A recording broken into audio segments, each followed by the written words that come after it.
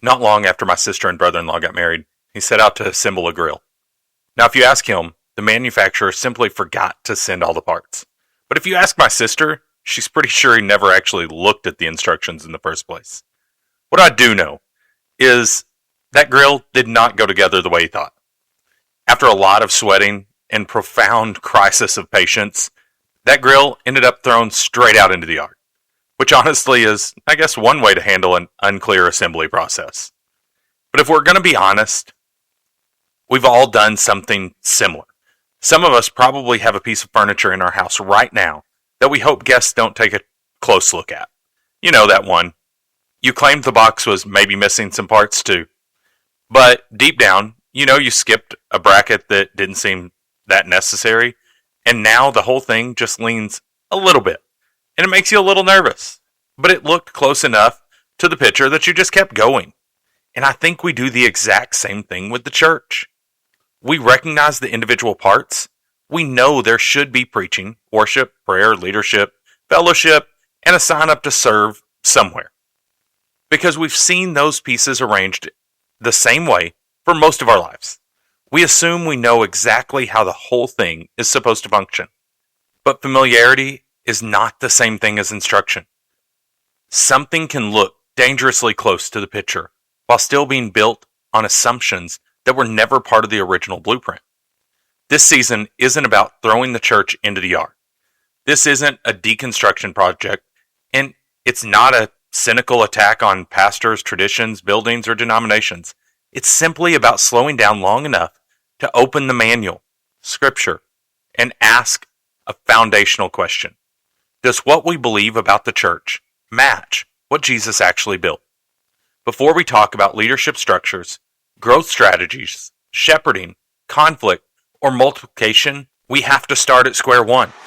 What actually is the church? Welcome to Grace in the Grind, brought to you by Arrow and Roots Coffee Company, where faith meets the everyday. Here we take time to notice God's presence in the middle of life's busiest moments, to find encouragement, clarity, and a reminder of His grace right in the grind of daily life. So grab your coffee and let's take a sip of this cup together. Today, we are unpacking one of the easiest traps to fall into when it comes to church, assuming that because we recognize the pieces, we understand the design. Most of us know the drill when we walk into a Sunday gathering.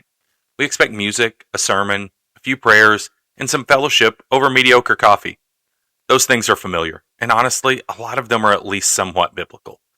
But just like that backyard grill, having all the right parts sitting on the lawn doesn't mean they've been put together correctly. Most of us never sat down and asked, where did my understanding of church actually come from? We just inherited it.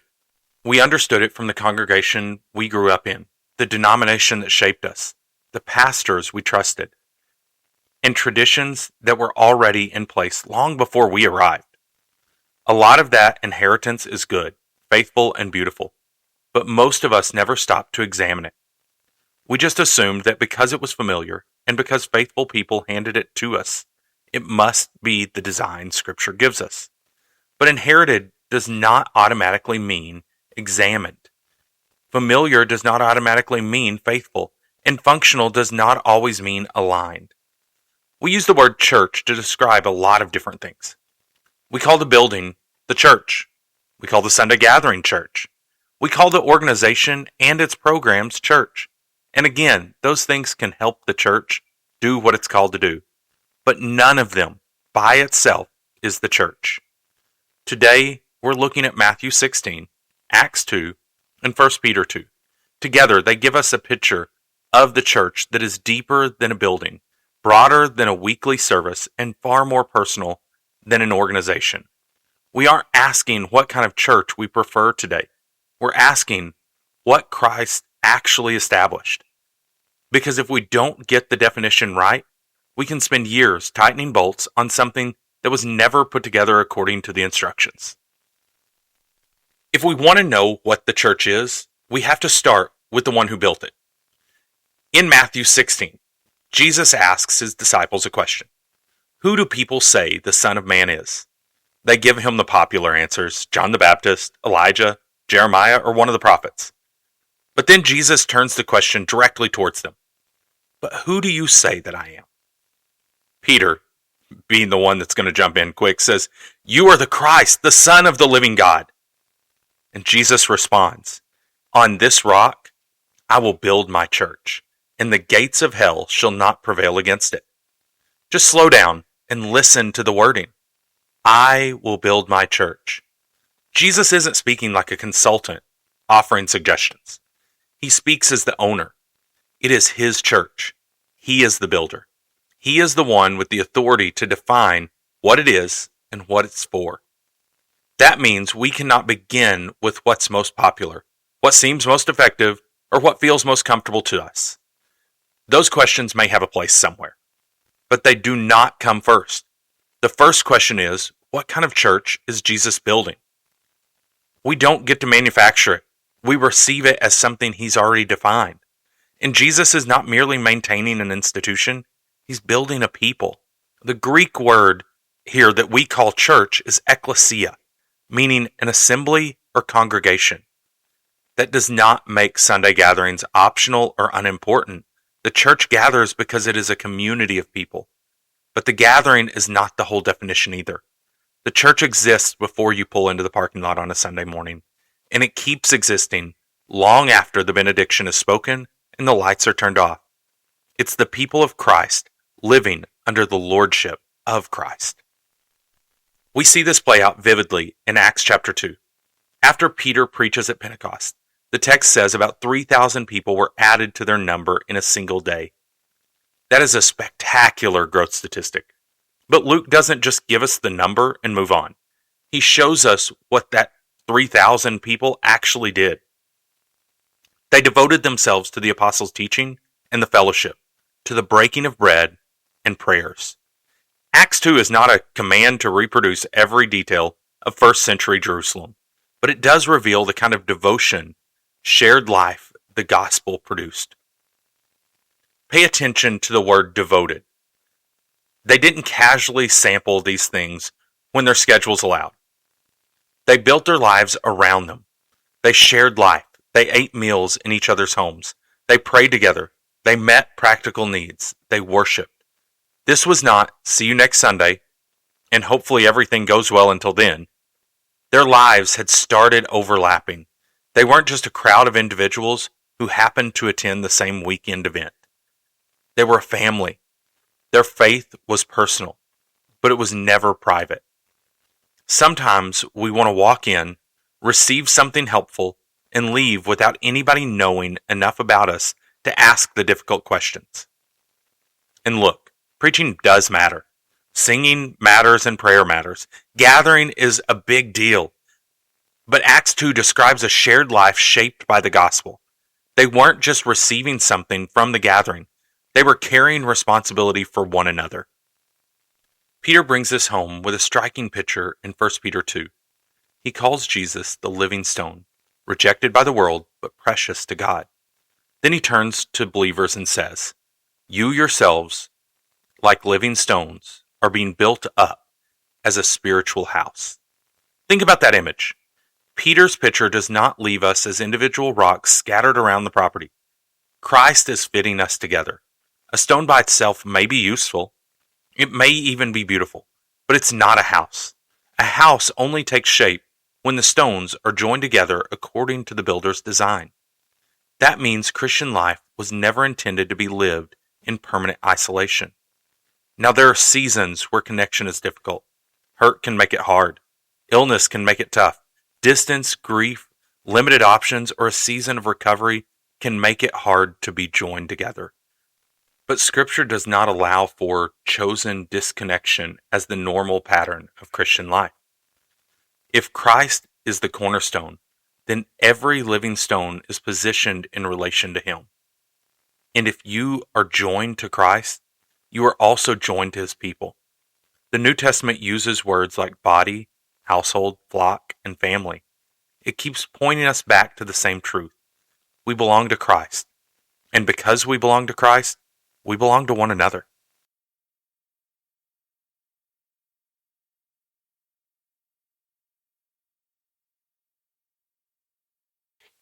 So let me ask this clearly.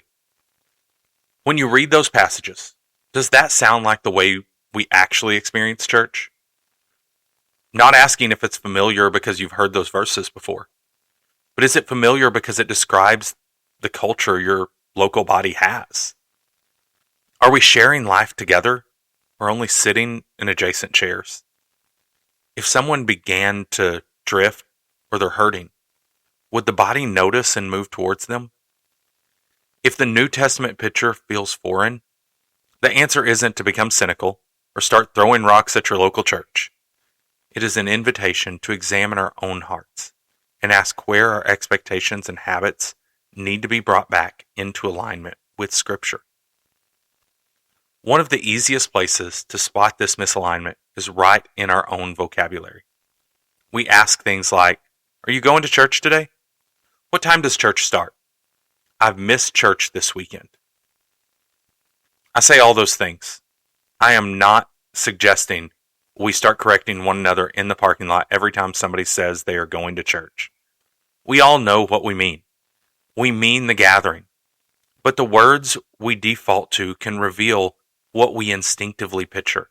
If the church is primarily an event I attend, then my role can slowly be reduced to that of an audience member. I arrive, I listen, I receive, then I leave. But the New Testament describes something much deeper than an attendance. It describes people joined to Christ and joined to one another. The question is not only, did I attend? It is also, am I being built together with other believers? And before anybody hears me saying something I'm not saying, let me be clear. I am not against church buildings. The Sunday service is not the enemy. Programs and organization are not inherently wrong. A church building can be a tremendous tool.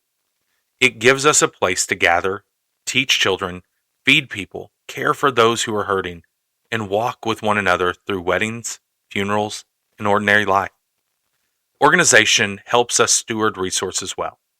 Programs can create opportunities for discipleship and service. The danger comes when the tool quietly becomes the identity. A building can house the church, but it isn't the church. A service can gather the church, but it isn't the whole life of the church.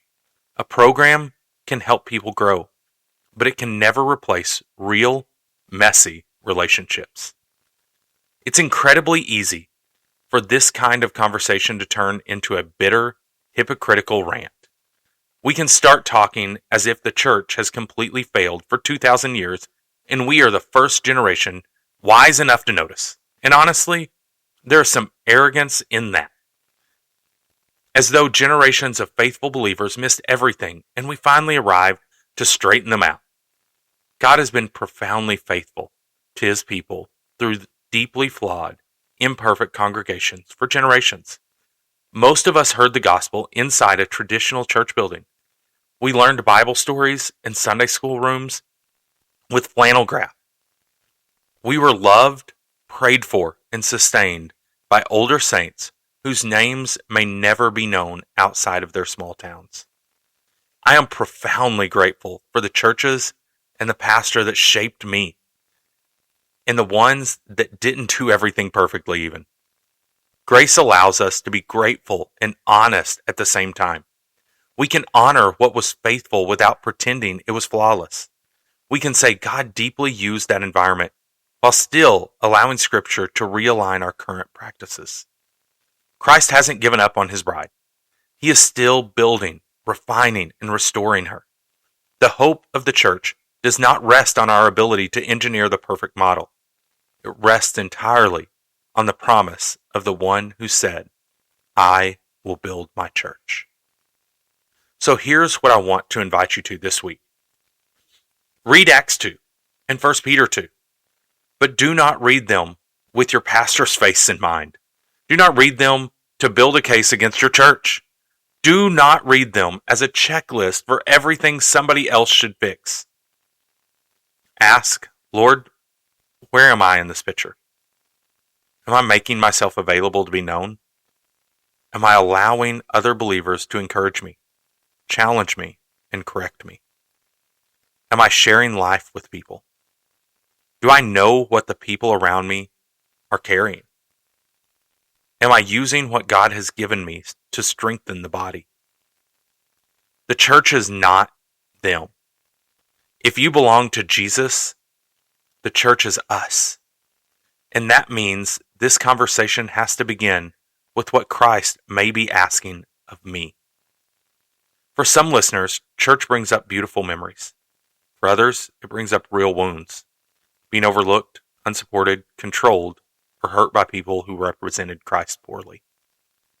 Those experiences should not be minimized. But here's the thing. We can't let our best experiences or our deepest hurts define the church. Only Christ gets to do that. Human failure does not invalidate his design. It shows how deeply we need his grace to live it out. Before we close, I want to thank you for being a part of Grace in the Grind.